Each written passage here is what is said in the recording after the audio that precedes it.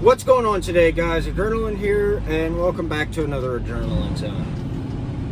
Hey, you can hear it. I don't have the normal adrenaline again today. That is because it's another hard one to make.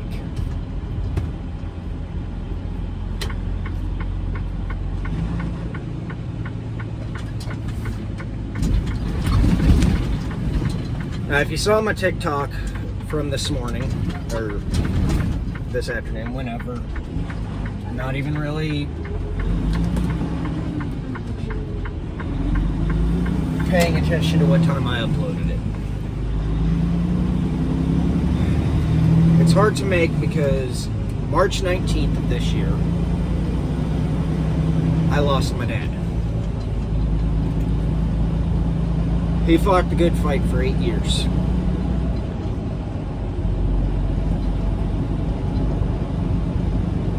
He did everything he could in that 8 years.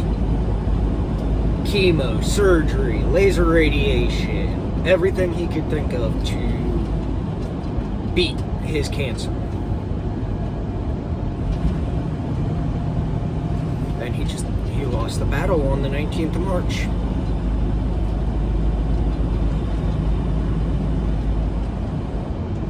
Now, after Memorial Day, you heard me talk about Papa, and he's the reason why I went into the military. Dad's the reason why I drive a truck.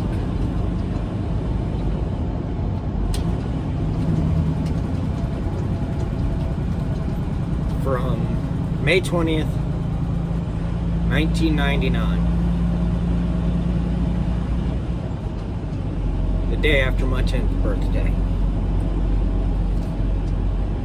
I rode shotgun with Dad.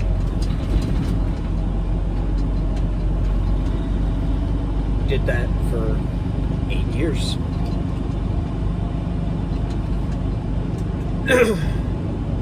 If I wasn't at school and he wasn't laid off during the winter, I was in that truck. The company he worked for, they had a tendency, they just bought tractors.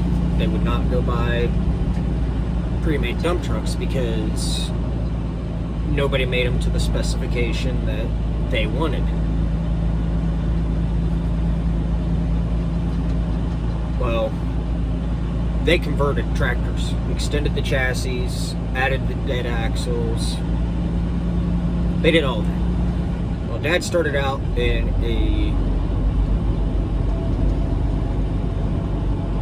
I'd say 70s Brigadier General GMC Truck 105. That thing was the biggest pile of crap you would ever see. Well, we were paving one summer, went to the plant, and they stopped before they were loading because whoever had driven it last during the winter had left screenings in the bed. Well, the problem with leaving screenings in the bed is when they get wet, because the bed is left down and can't drain, it essentially turns to concrete. You cannot just dump it out.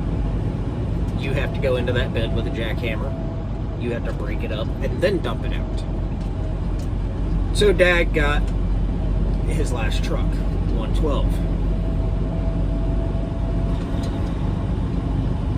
Now, a lot of people say, oh, well, if it's got three axles, 2 drive and a drop, that's a triaxle. Well, we called 112 a triaxle because it had 3 drop axles.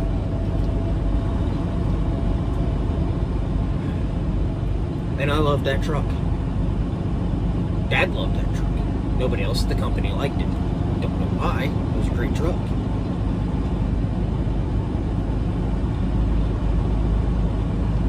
But they didn't like it, so it meant Dad's truck never got used during the winter, unless it was used by him.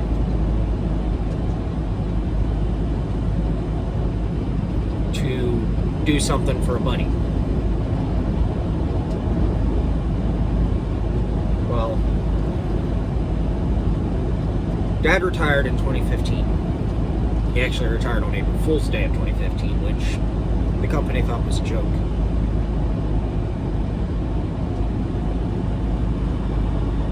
Simply because it was April Fool's Day, and Dad was a prankster when it came to work. Oh, good Lord, did he get his bosses good every year. As a matter of fact, he was the inspiration for my senior prank. We put the principal's car on cinder blocks. Just high enough that the wheels looked like they were on the ground. Funniest thing in the world. Well, Dad went to an extreme with it. He put it up on cinder blocks, and I mean, it was 5 cinder blocks high, took the wheels off. One year he had done it, and he'd also found the hub adapters to put the lowrider wheels on. You know, the single, the screw-on nut, center lock. Then we found a set of cheapo 13-inch spoke wheels. And we put them on the boss's car.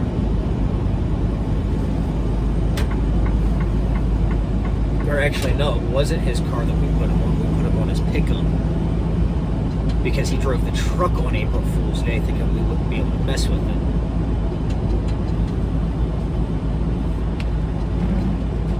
Anyways.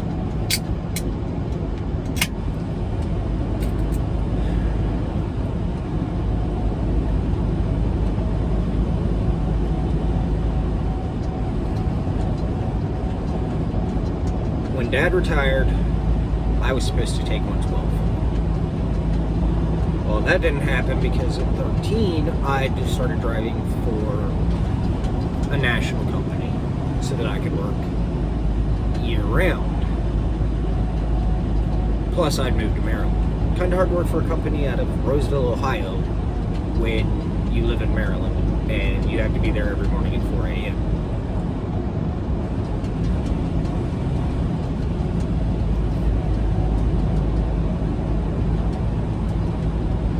Anyways,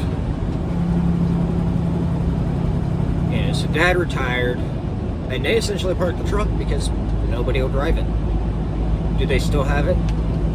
I don't know. I know where Dad's pickup is, and when I go to Ohio next time, I'm going to drive it. Because as you know, from Outlet, Lee Brice, I Drive Your Truck is a trigger song. As is Tracy Lawrence, Lessons Learned. Justin Moore's If Heaven Wasn't So Far Away. No. I've got a lot of songs that'll make me break. And each one for different reasons. But anyways.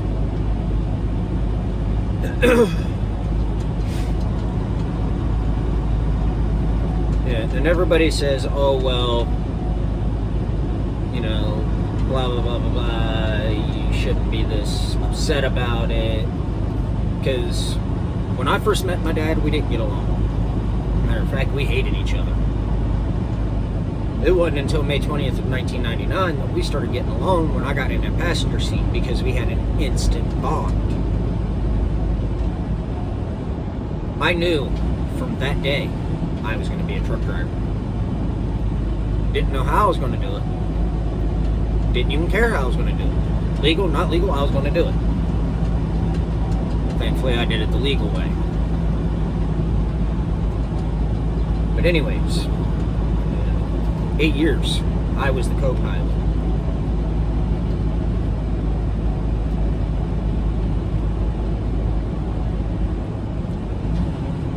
I can't remember, and I know it's Evanescence, but I can't remember the name of the song, but in the song they go, I can feel you all around me. Yes, that is them speaking of their relationship with God. But that's also the same thing with me and Dad. I feel him in this truck. I know he's in the passenger seat.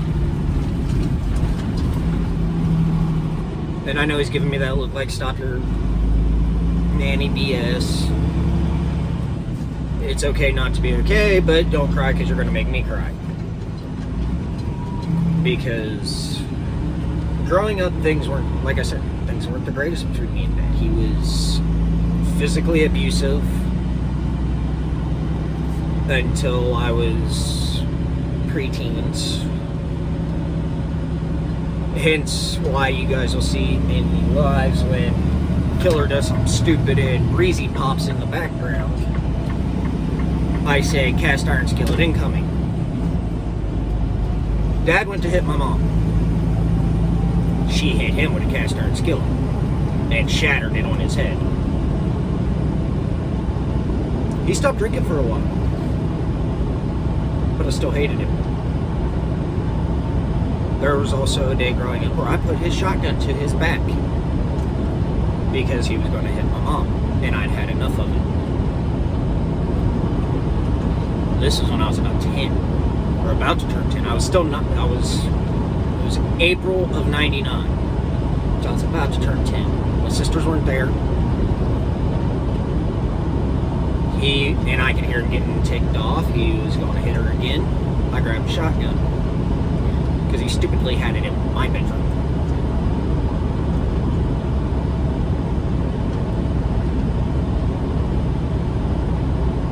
Said I didn't know how to operate it. I proved it wrong. Anyways, he never raised his hands again, but he became verbally abusive. And that was especially true during the winters. Because when he was laid off, the only thing he would do was drink. Well, I held that grudge for years. Him and Mom split up in 2012. And they actually split up for good. I mean, they split up multiple times throughout the years, but that time it was for good. Mom had had enough, she moved on, he moved on.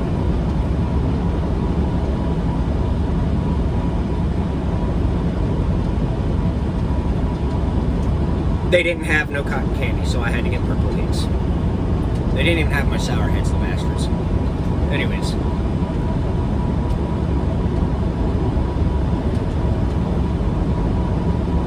In 2013, I haven't talked to a man in over a year. I had a hatred for him after him and Mom split up. Then I'm in truck driving school. I'm clean. I'm sober. And I started thinking back for everything. Yes, he was a jerk. But you know what? For those 3 months of misery that he did cause, we also had 9 months where we were best friends. I mean, hell, I drank with the man every night after work. And we would actually do our own field sobriety tests to see who was driving home, because the least drunk was driving. Usually wound up being me, because I only had 1 or 2 while we were in the yard. Because yes, Dad's company had a little mini bar in the back of the shop where they held their Christmas parties every year. Christmas parties were fun. But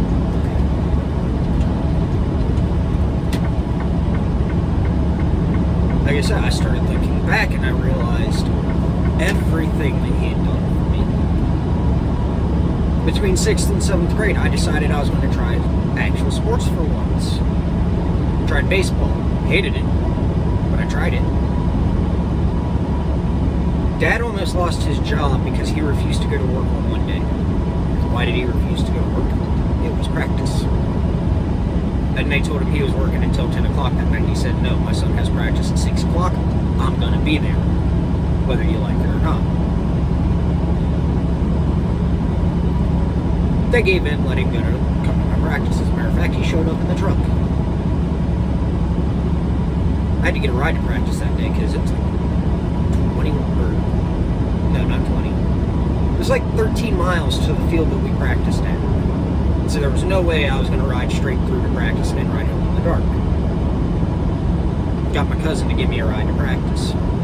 Dad brought me home in the truck. And I started thinking, you know what?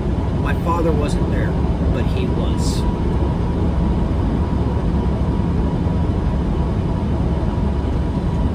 Then that's when I started calling him Dad. I'm in truck driving school, and I knew he had moved out of the trailer because he had sold it to my sister. So I got a hold of my mom, and I said, I know Dad's up at Mammal's. What's the phone number? Do you still remember? She did. And she had that number memorized for 16 years. So of course she just, texted right over to me. I got on my lunch break and I called Dad. Well, I still had that anger. And I was at Heartland when I called him and I said, look, we need to sit down and talk. I'll be in town tomorrow. I drove over, parked at Walmart across the road because I had a trailer.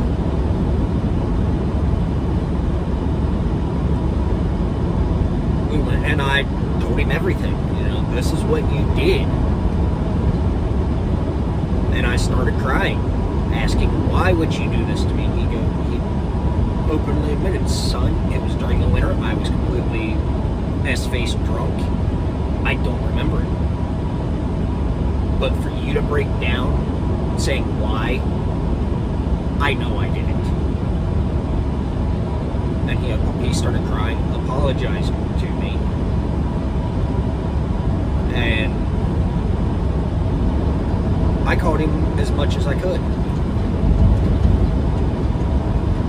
And if I didn't call him for a month, guess what? He was calling me. So, with that being said, because I just looked at the timer on my camera, we're coming up on 20 minutes.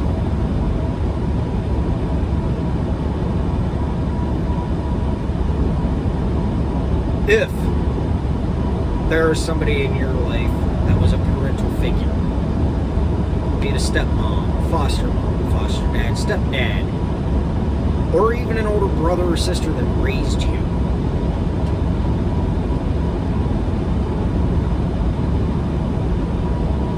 make amends before it's too late. Think back and be an adult and realize just how much they did or gave up for you.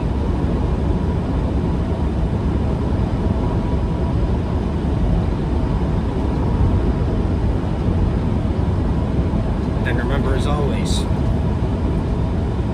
I got your six.